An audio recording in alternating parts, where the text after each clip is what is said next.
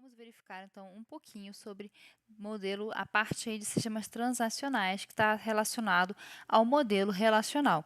Por que transacional? Uma das coisas até relacionadas a esse tipo de banco de dados, que é o banco de dados que a gente tem aí mais comumente sendo utilizados pelo mercado, apesar do NoSQL estar crescendo vastamente, tá, dentro da demanda do mercado e de diversas corporações. O banco de dados relacional ele surgiu lá atrás em 70 mais ou menos, na verdade veio depois o SQL também, para facilitar a nossa vida.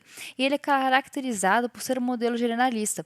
Antes do relacional já existiam outros dois modelos. Houve a necessidade de se criar um novo modelo, e esse modelo que de tal forma que ele fosse mais geral e sem depender da estrutura, sem depender de conhecimento prévio da minha estrutura. E se vocês quiserem saber um pouquinho melhor sobre isso, deixa aqui que a gente pode trazer outros assuntos até o avançado. E aí houve essa necessidade de você ter um banco de dados onde a linguagem fosse fácil. Se você for pensar, você não precisa ter uma noção real do como que está a estrutura definida ali da sua tabela. Basta você dar um select, obviamente a gente não faz isso na vida real, tá, gente?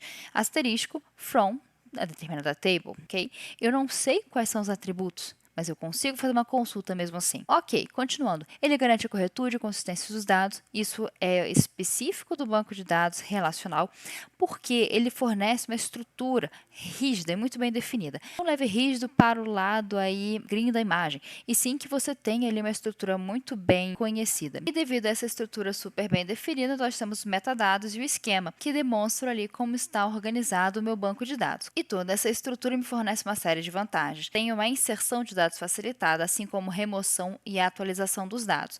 Então imagine o sistema transacional de um banco, tá? Tipo Itaú, Banco do Brasil, ou qualquer outro banco grande aí. Você precisa que os dados, uma vez que estejam inseridos no banco de dados, eles sejam consistentes, que eles tenham corretude, não se corrompam com facilidade. Então, o SGBD tradicional relacional tem uma série de vantagens voltada para esse tipo de cenário. E aí, pessoal, para dizer a verdade, a gente for falar sobre todas as características e o que engloba aí toda essa área de bancos de dados relacionais, a gente fica aqui bastante tempo. Existe uma série de vantagens relacionadas ao banco de dados relacional. Então, múltiplos acessos, natureza autodescritiva, controle de concorrência, execução de transações. A ação tem a ideia do seguinte: ou acontece ou não acontece. É 880. Ou executo todas as instruções SQL, ou então eu reverto tudo. Então a gente tem um sistema modular que funciona quase que igual a uma orquestra, de forma a ter toda essa vantagem, essa estrutura muito bem definida, mantendo ali toda a estrutura dos dados e a sua consistência.